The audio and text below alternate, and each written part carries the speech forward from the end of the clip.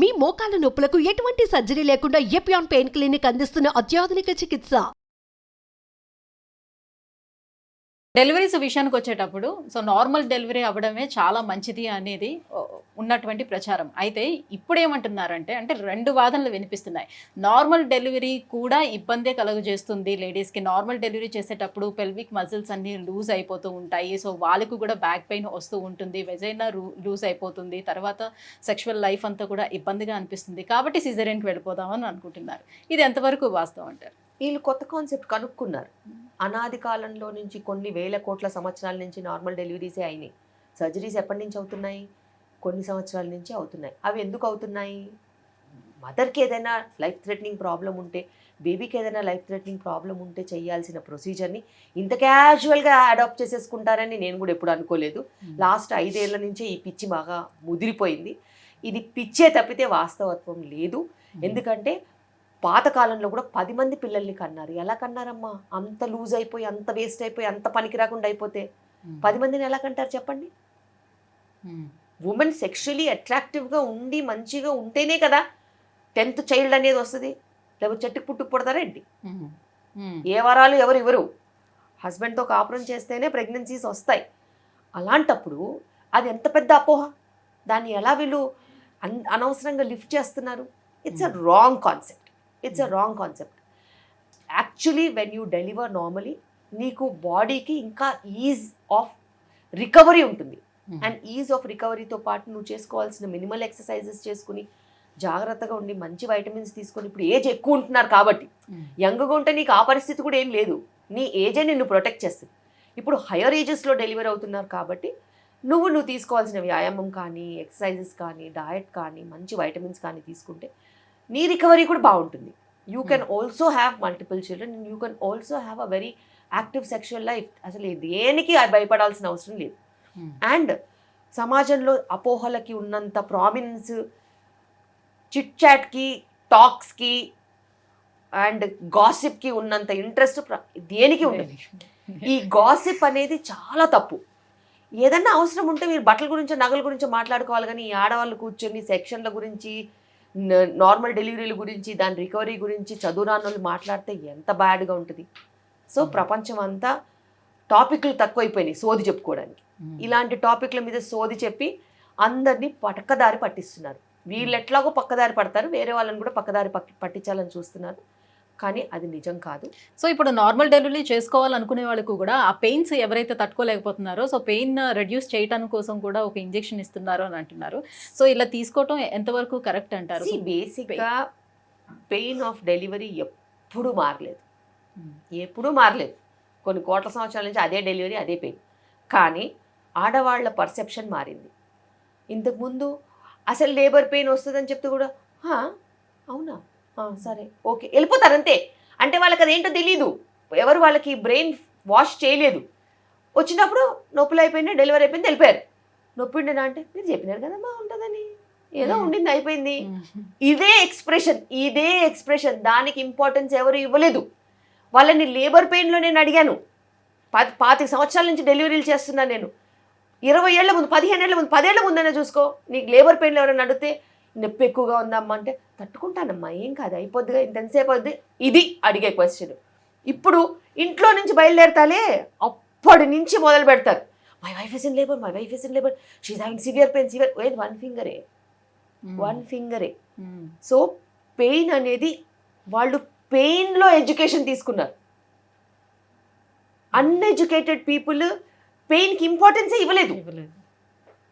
అంటే ముళ్ళు కూడా ఎప్పుడు గుచ్చుకోని అమ్మాయిలకి మేము డెలివరీలు చేస్తున్నాం ఇప్పుడు. ఆలోచించండి. సో అలాంటప్పుడు వాళ్ళకి అది ఎంత పెద్ద విషయమో, ఇది ఎంత చిన్న విషయం. అండ్ లేబర్లో టైం మేనేజ్మెంట్ ఇంపార్టెంట్. ఒక హస్బెండ్ అయితేనేమి, లేకపోతే ఫ్యామిలీ అయితేనేమి, నీకు సపోర్ట్ చేయాలి, నిన్ను ఎంగేజ్ చేయాలి, నీతో 4 మాటలు చెప్పాలి, 4 పాటలు వినాలి, లేకపోతే 4 రకాలుగా. ఆ టైం మేనేజ్మెంట్ చాలా చాలా ఇంపార్టెంట్. నీకు జైల్లో పెట్టేసి సంవత్సరము, ఒక్క రోజు కూడా జైల్లో ఒక సంవత్సరంలాగా ఉంటుంది. సేమ్ అలాంటి బిహేవ్ చేస్తే నీకు పెయిన్ ఎక్కువనే అనిపిస్తుంది. కానీ ఒక్క రోజు మొత్తం నువ్వు కూర్చొని భజన చేయండి, అసలు టైం తెలుస్తుందా?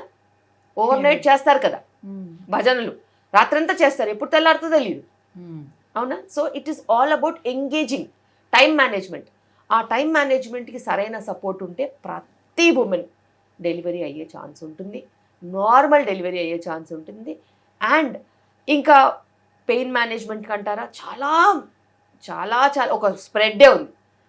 పెయిన్ కిల్లర్స్ కాకుండా, నీకు ఎంటోనాక్స్ అనే గ్యాస్ కాకుండా, ఎపిడ్యూరల్ కాకుండా, వాటర్ బర్దింగ్ కాకుండా, ఇట్లా ఎన్నెన్నెన్నెన్నో ఉన్నాయి. కానీ అవన్నీ ఆప్షన్ అనుకునే వాళ్ళకి వాటిల్లో కూడా పెయిన్ రిలీఫ్ ఉండదు. బికాస్ ఏదో అనుకుంటారు, ఏదో ఉంటుంది. సో ఎప్పుడైనా మన బాడీని మనం నమ్మాలి. మనం కొత్తగా ఏం సృష్టించట్లా, అది ఎప్పటి నుంచో నడుస్తుంది. నడుస్తున్న దాన్ని నడుస్తున్నట్టు నడిపించేస్తే డెలివరీ కూడా కళ్ళు మూసుకొని తెలుసుకునేలోపు అయిపోద్ది. కానీ అలా నడవనీయకుండా ఇదేంటి, అదేంటి, అదేంటి, దానికి ఏంటి, దీనికి ఏంటి, నేనెందుకు, నువ్వెందుకు, నువ్వు ఉన్నదెందుకు అని ఇలాంటి క్వశ్చన్లు వేస్తే మీ ట్రామానే ఎక్కువ అవుతుంది. సో ఇప్పుడు లేటెస్ట్గా ముహూర్తాలు చూసి కూడా మీరు సిజేరియన్ చేసి పిల్లల్ని అంటున్నారు కదా. అవును, చదువు ఉన్నవాళ్ళు, చదువు వచ్చిన వాళ్ళు, చదువు చెప్పేవాళ్ళు ఇలాంటి మూర్ఖత్వానికి లొంగితే ఇంకా మనం ఏం చేయలేము. అండ్ అన్నిటికంటే వింత ఏంటంటే పౌరోహిత్యం తెలిసిన వాళ్ళు కూడా కొంతమంది ఇలాంటి వాటికి ప్రోత్సహిస్తున్నారు. వాళ్ళకి పెట్టుడు ముహూర్తాలు అనేవి పనిచేయవనే సంగతి తెలుసు. ఈ జనాభా ఎవరైతే పోయి పెట్టించుకుంటారో వాళ్ళు జస్ట్ బకరా అవుతున్నారు అంతే, అందులో ఏమాత్రం నిజం లేదు. సో అమ్మాయిలు ఇంకా ఎక్కువగా ఎదుర్కొనే ప్రాబ్లమ్స్లో పీరియడ్స్ సమస్యలు. ఈ పీరియడ్స్లో కూడా చాలామంది చాలా ఎక్కువ పెయిన్ కూడా భరిస్తూ ఉంటారు, చాలా ఇబ్బంది పడుతూ ఉన్నటువంటి సమస్యలు చూస్తూ ఉంటాం. బేసిక్గా పీరియడ్స్ విషయానికి వచ్చేటప్పుడు ఇప్పటికీ కూడా స్టిల్ ఎవరికైనా విమెన్ పీరియడ్స్ వచ్చినప్పుడు మెన్కి తెలియకుండా ఉండాలి, అదొక పెద్ద ఒక తప్పులాగా చూడటం. అండ్ ఒక శానిటరీ ప్యాడ్స్ కూడా తీసుకోవడానికి వెళ్ళేటప్పుడు కూడా షాపు వాళ్ళు కూడా అట్లానే ఒక కవర్లోని దాన్ని ప్యాక్ చేసి ఇవ్వడం, బయటికి కనిపించకుండా ఉండేటట్టు చూడడం. సో ఇదంతా ఏంటి, అంత ఇంప్యూర్గా ఎందుకు చూడాలి ఈ పీరియడ్స్ని అనేది? It is not about purity and impurity, అది ఎప్పుడు కాదు. It is about your conservative thinking. Conservative thinking అనేది ఎవరికి వాళ్ళు ఇచ్చుకున్నది తప్పితే ప్రపంచం దాన్ని అలా చెయ్యాలని ఎప్పుడూ చెప్పలేదు. అండ్ కొంతమందికి అది ప్రైవసీ అనుకుంటారు, కొంతమందికి అవి మిస్ఫార్చ్యూన్ అనుకుంటారు, కొంతమంది దాన్ని దాచుకుంటారు, కొంతమంది దాన్ని ఓపెన్గా చెప్తారు, కమ్యూనికేట్ చేస్తారు. What ever said and done, that's only a personal approach తప్పితే అది మనము అందరికీ చెప్పలేము. And it's a natural phenomena. ఆ ఫినామినా వల్లనే పిల్లలు పుట్టినారు. మరి అలాంటంత బయోలాజికల్ ఫినామినాని తప్పు పట్టాల్సిన అవసరమే లేదు. దాంట్లో ఎడ్యుకేషన్ లేకపోతే నువ్వు ఎట్ట పుడతావు? చెట్టుకు పుట్టేస్తారా? పుట్టరు కదా. You have to get yourself into a womb of a mother which the lining sheds every month to make the pregnancy happen. And pregnancy లేకపోతే మళ్ళీ పీరియడ్ వచ్చేస్తుంది. సో ఇంత బయోలాజికలీ రెలవెంట్ ప్యూర్ సైంటిఫిక్ ఫినామినాన్ని ఎవ్వరు తప్పుపట్టడానికి లేదు.